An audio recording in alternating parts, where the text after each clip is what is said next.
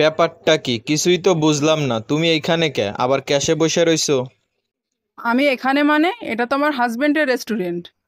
ও, আমার সাথে ব্রেকআপ করে তাহলে বড়লোক ছেলে পটাইছো, তাই তো? পটায় বিয়ে করছো আর এখন ক্যাশে বসো? ভালো ভালো। ভাইয়া, কিছু লাগবে? হ্যাঁ ভাইয়া, আমাকে 2টা বার্গার আর একটা পিৎজা দিবেন 6 ইঞ্চির, ঠিক আছে?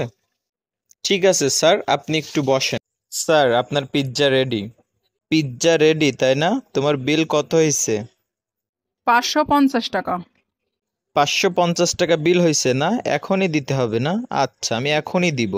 তোমার হাজবেন্ডকে ডেকে বলবো যে আমি তোমার এক্স? না না না, তার দরকার নেই, তুমি নিয়ে যাও, বিল দিতে হবে না।